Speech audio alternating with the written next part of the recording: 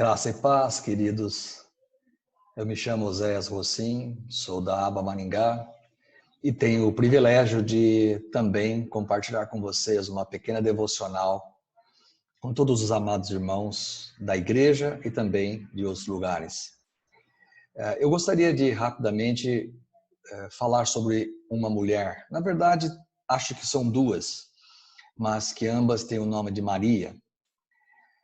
Nós estamos na semana chamada Semana Santa, por algumas denominações cristãs, mas todos nós estamos vivenciando esse período da Páscoa, onde relembramos o sacrifício de Jesus Cristo por todos nós, mas também para nós cristãos em especial, o domingo da ressurreição, não é? Mas é sempre bom lembrar de atos de generosidade, atos de contrição, atos de arrependimento, atos de humildade, porque esta, com certeza, é a essência cristã. Então, eu convido vocês a meditarem comigo a respeito de duas mulheres. Eu não vou ler os textos, porque o tempo não permite ler os textos, mas vou citar onde estão as referências e depois você pode abrir, ou você pode pausar agora este vídeo, ler os textos e voltar a ouvir o restante dessa devocional. Uma das referências se encontra em Mateus capítulo 26, os versículos são de 6 a 13.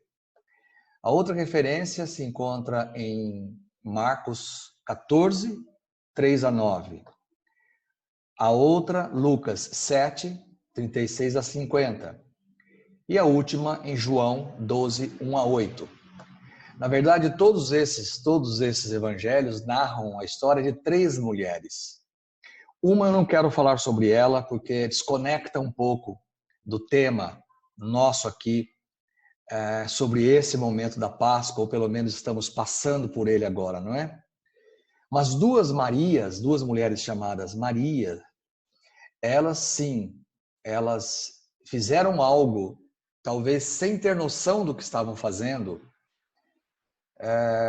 sem ter a revelação em si do que elas estavam fazendo. Elas estavam pré-anunciando, estavam profetizando um momento em que o nosso Salvador iria enfrentar, passar por ele dali a alguns dias. Essas referências todas que eu citei para você aí, se referem àquele episódio, um deles, de uma Maria que entrando na casa de um homem chamado Simão, o leproso, logicamente deve ter sido com certeza leproso, mas com certeza não era mais. E Jesus estava ali com esse homem, muita gente junto, essa mulher se aproxima e abre um vaso contendo um perfume caríssimo. E ela então derrama sobre a cabeça de Jesus. E diz os evangelhos, de acordo com os evangelhos, na verdade, quando ela fez isso, ela foi repreendida. Judas Iscariotes, que era ladrão, mas também o texto diz em outro evangelho que outros repreenderam porque custava muito caro aquele perfume e poderiam vender aquele perfume, dar aos pobres. Pelo menos esse era o argumento. Jesus então disse: deixa a mulher em paz. É isso que ela quer fazer, é isso que ela pode fazer. Na verdade, essa mulher está me preparando para o sepultamento, o meu sepultamento. E Jesus acrescentou uma frase interessantíssima. Ele disse assim: em verdade vos digo que onde quer que este evangelho for proclamado em todo o mundo, o que ela fez também será contado em sua memória. Existem interpretações, inclusive, que na antiguidade, quando se falava em memória, era em homenagem também, em reconhecimento. Não apenas em lembrança de uma história. Mas por que o nosso Messias, o nosso Salvador, faz uma declaração tão forte em relação a essa mulher? O que é que tem de tão maravilhoso a respeito dessa mulher? Eu sei também que você deve estar pensando, mas Jesus não foi ungido nos seus pés? Sim, esse é um outro episódio.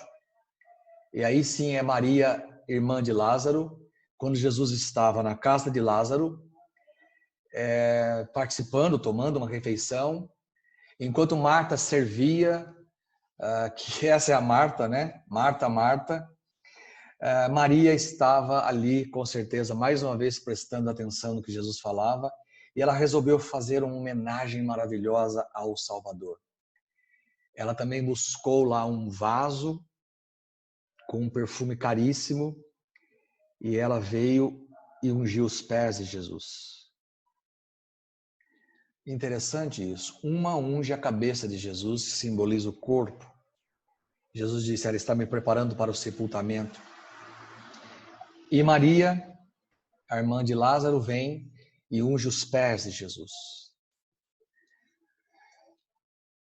Logo depois, uma noite antes de Jesus ser preso, Jesus tomou a última refeição, a última ceia da Páscoa, o último seder, com os seus discípulos. E é interessante que teve um episódio ali, quando Jesus fala sobre humildade, sobre ser discípulo, como era seguir a Jesus.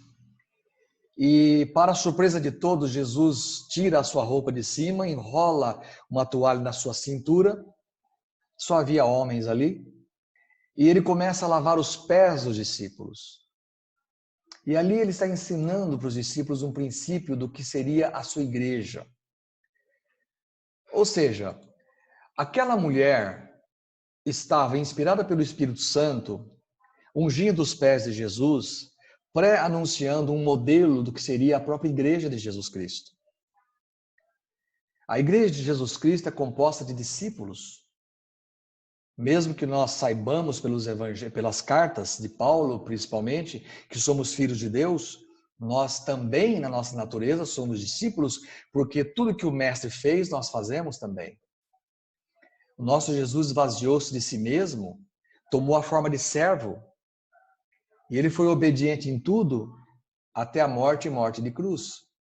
A natureza da igreja, e assim o seria para todo sempre, será até Jesus voltar, é de uma igreja em que os seus membros, eles têm o coração voltado um para o outro. Na verdade, em João 13, Jesus fala que o mundo saberia que nós somos filhos de Deus ou seguimos a Jesus, que nós somos discípulos de Jesus, se nós amarmos uns aos outros. Como nós sabemos que o amor não é sentimento, não é apenas uma emoção, mas o amor é composto de decisão e atitudes, nós sabemos que a igreja de Jesus Cristo, ela é composta de pessoas que amam o próximo. Ou seja, ela ajuda o próximo, ela serve o próximo, ela se sujeita ao próximo, ela supre as necessidades do próximo, ela chora com quem chora.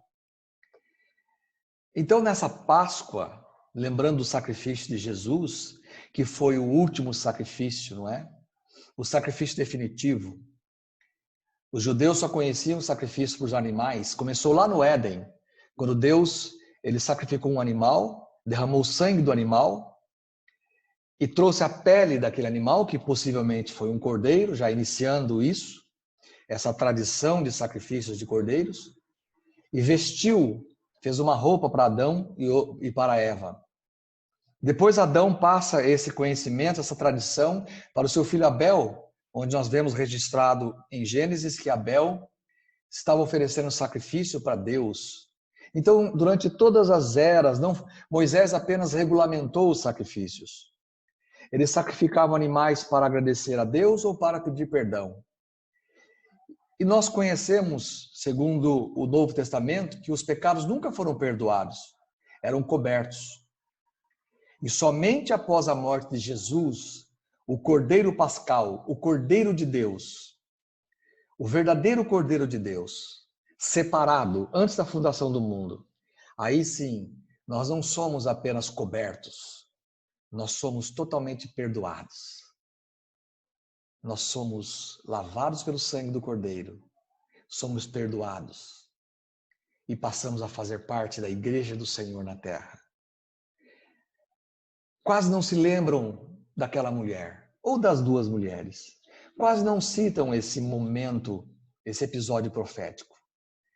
Então, hoje eu quero, através dessa devocional, render uma homenagem em memória dessa Maria, ou das duas Marias, que profeticamente, ungindo a cabeça de Jesus, anunciou que ele sacrificaria a si mesmo por nós e seria sepultado, preparou o seu corpo. E a outra Maria, lavando os pés de Jesus com perfume, estava dizendo: assim será a igreja do Senhor Jesus, composta de servos. O meu irmão, você tem que ser visto por mim como superior a mim. Eu não posso nunca dizer ou pensar que eu sou melhor do que você. Pensando assim, fazendo assim como igreja, não há nada que pare a igreja de Cristo. Quando servimos, quando vemos o outro superior a nós mesmos, quando nós honramos, antes de pensar qualquer coisa, nós amamos, nós devotamos um coração puro para os relacionamentos, nós estamos vivendo e sendo a igreja de Jesus Cristo. E nessa época de reclusão, nós podemos pensar bem. Não temos um templo, mas somos o templo. Que você fique com essa mensagem, lembrando e celebrando a Páscoa de Jesus Cristo, mas sim, principalmente, a sua ressurreição, em nome de Jesus. Amém.